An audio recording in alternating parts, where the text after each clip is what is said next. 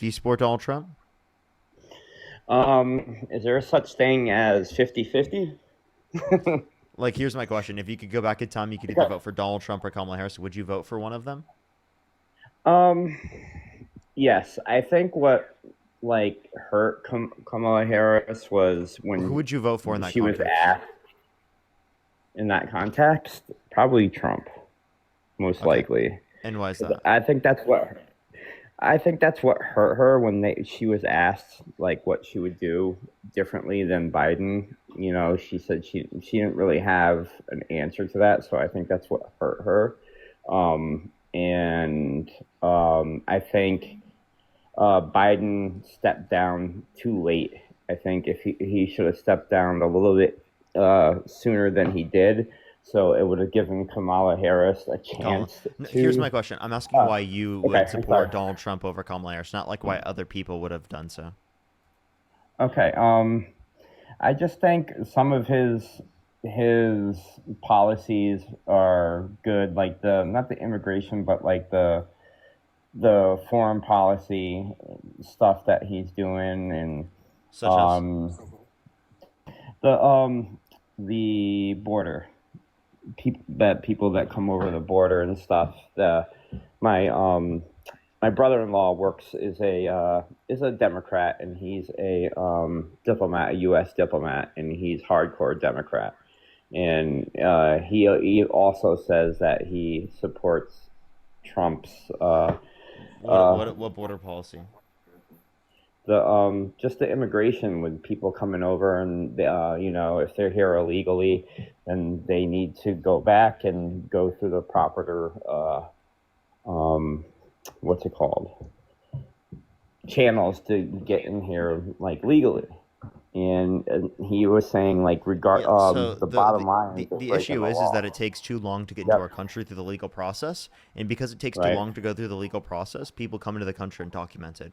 If you want to make the process go Right. significantly quicker, well, then you actually have to Yeah. vote for policies and pass policies that do so. Trump hasn't done that. Okay. I And he's listened also even talked Parker. about getting rid of the legal status, right, for people who are here that have gone through the Really? context of temporary protected status, asylum, right, and other sorts of things, which he actually has done already. People that have been in the Yeah. country under permanent lawful status, right, they specifically Hmm. have been detained without due process. Like, for example, Mahmoud Khalil was in the country on legal permanent as a legal permanent resident, and it is the case that he Right. specifically was detained for over 100 days without due process. So there are plenty of examples where federal courts have also indicated that like they're just straight not utilizing due process at all for the Trump administration, which is Right. definitely like an issue. I listen to you a lot. I really do. I'm a registered independent, and I listen to both sides, and I make my own decision on that. And I listen to you a lot, Parker. I think you're awesome. You're respectful to your guests until someone is disrespectful to you, and that's how it should be. And I learn a lot, and I don't follow politics a lot. I'm going to be totally honest with you. And one of the reasons why I did request to chime in is to speak to you. So you can school me, so to speak. I like hearing both sides. I like there's a lot of um, rhetoric going around about Trump and what's true, what's not, and same thing with the other side. And it's good to hear both sides and make a decision on your own. I don't think my opinion is I think a lot of people should be independent so they have an open mind. So you know what I mean? They're not just down with one side. Oh, I'm down with this side. I'm down with that side. It should be somewhere where people have react to think, and not just.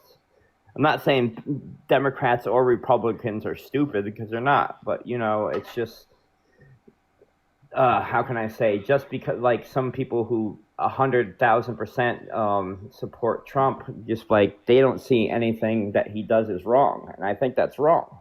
And you know what I mean? No one's perfect. No one's a squeaky clean when it comes to the arena of politics, and the same thing goes to the other. But I appreciate your information, and I appreciate what you're doing, and I appreciate I watch you like as much as I can on when I'm not busy, so I can learn, and that's how I make decisions on things. You know. Well, I appreciate it, and I appreciate you taking into account the different perspectives and trying to critically think and reason through your beliefs. And what I would say is that through my critical thought, reasoning, and looking over the different types of views that exist, right, I've seen that Donald Trump's position on immigration is definitely not the best position that you could have, right? Like I think the legal immigration process going significantly quicker would incentivize people to go through said legal immigration process.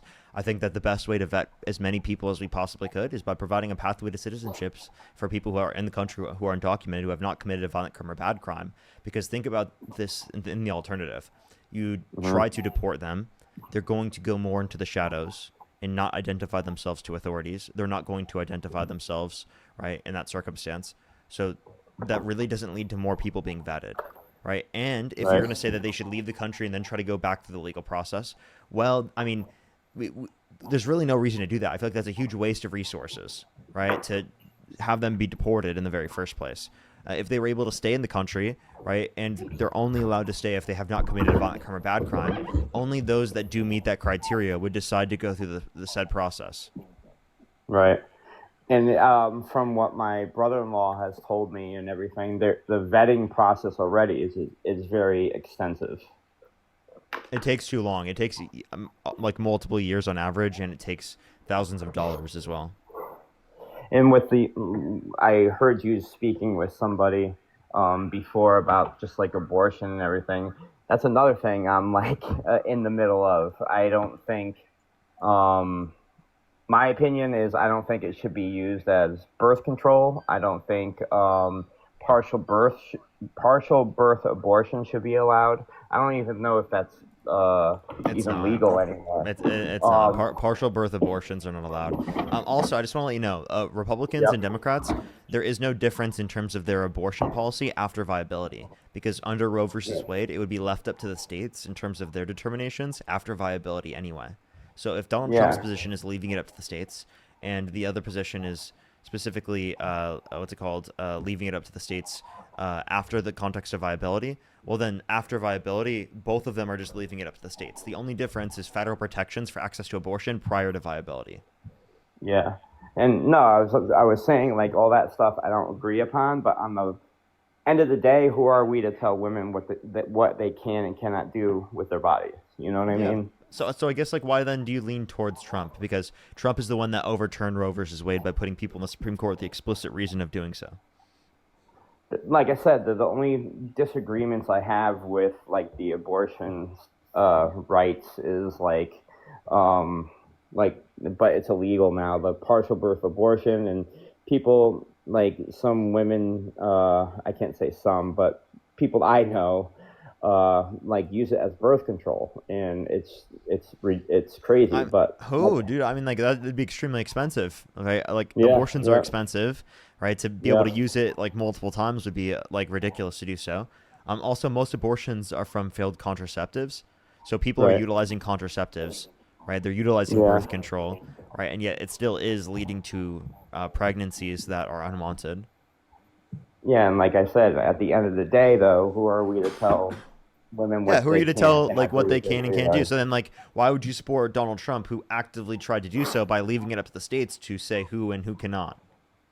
Yeah, I'm just like I said, I'm learning a lot, and like I said, I appreciate where you're coming from, and I have another friend. The thing That's another thing I feel strongly about is even though you and I, let's say we were good friends, and you and I was a 100% Trump supporter, and you were what you are, what you support now. I think even though we disagree on our views and we don't like who we support, at the end of the day, we're going to shake hands and go have a beer somewhere, and that's how I think this world should be. But that's in a perfect world. We're going to be able to get to that point once you pass off people like Trump, because people like Trump create division in this country insofar as that we can't do that anymore.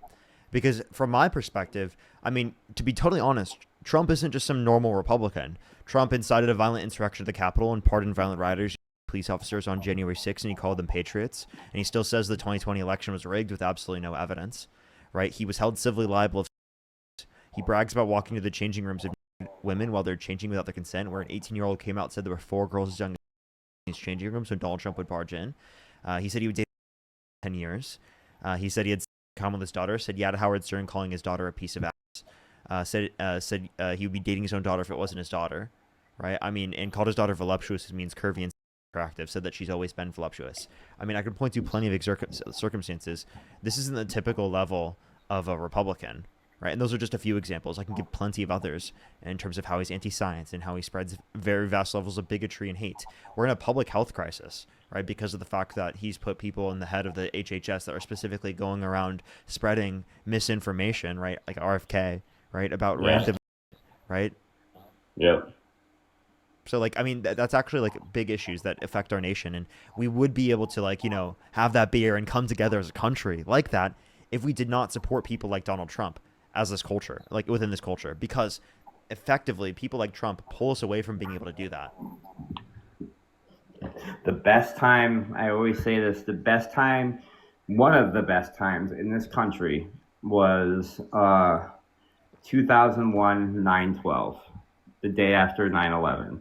Everybody was patriotic, they had their flags out, and you drive by someone, they'll beep the horn at you because you had your flag out, and we distance ourselves from that now, and it's sad to see that. And now watch this. Let's create a country we're proud to be in, right? We are not. A lot of people aren't proud to be in this country right now because of the authoritarian measures from the Trump administration. Let's bring back specifically the values, specifically in terms of freedom, our Constitution, right? Caring about people in our communities being there for each other, right? Like things like that. That will bring back this country to a point where we can unify to a significantly greater extent. Now, we won't agree on everything. That's never going to get to a point where we agree on everything. No. But we will be able to get to a point where it's actively at a point where we can like communicate and we can work together and we can compromise and we can come together again as a country. We will not have that with the hate and bigotry and the division supported by people like Donald Trump. That's what I was going to say. Like now it's very stereotypical, and I apologize. Sometimes I catch myself doing it, and I apologize for it. But now, when you see someone with like an American flag in the back of their truck, you're like, "Oh, he's a Trump supporter," And it's sad. Like I said, we've distanced ourselves a long way since that time. And I mean, I don't think that's always necessarily true. You go to a No Kings protest, you saw a lot of American flags. You heard a lot of people saying, "Oh, we're the real patriots," right? I mean, like there is a lot of people specifically on both sides that are a lot about the American flag and patriotism within that respect. But the issue is that we want to be able to create a country where people feel comfortable in being patriotic.